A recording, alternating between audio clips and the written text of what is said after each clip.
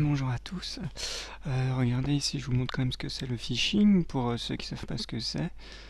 Alors là, j'ai reçu ça c'est sur mon autre adresse mail que j'utilise plus, mais bon, je la garde pour mon compte Microsoft. D'ailleurs, que j'utilise plus parce que j'ai installé Windows en local pour pas me faire piquer les informations.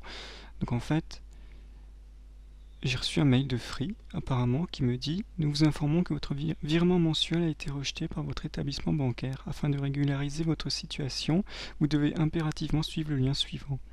Alors regardez, déjà, c'est de common@web.2.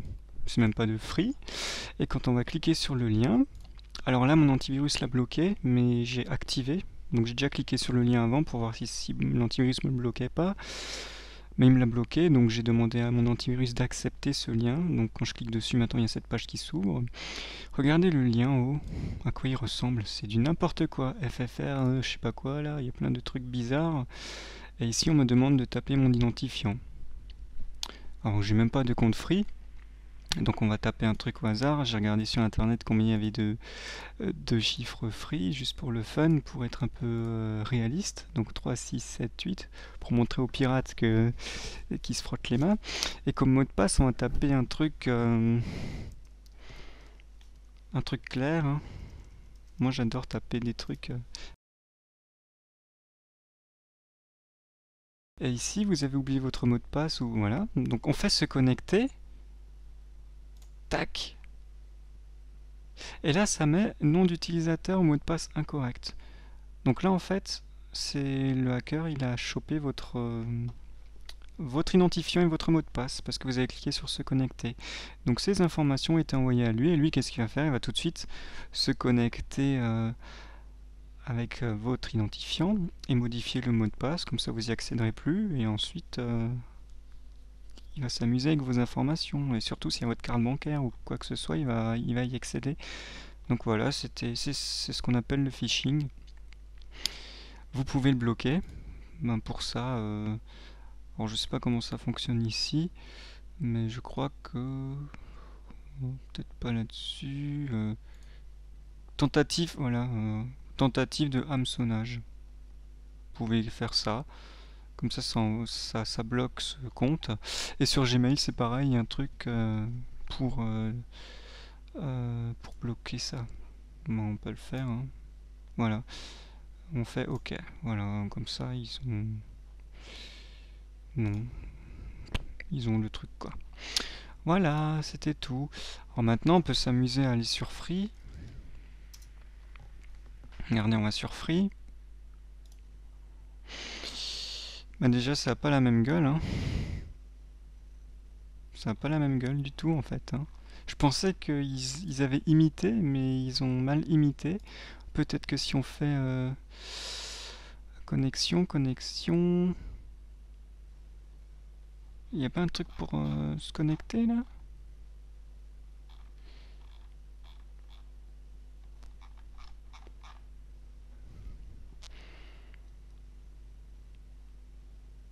Espace abonné.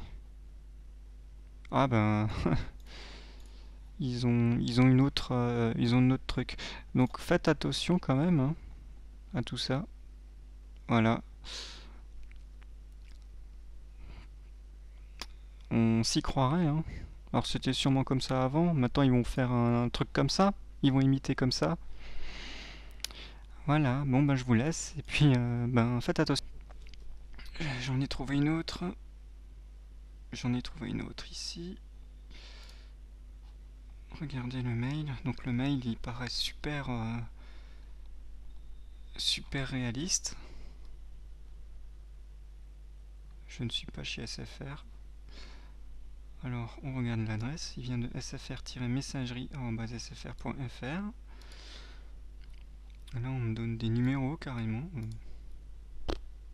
On me dit que j'ai été débité. Alors que j'ai pas de compte SFR.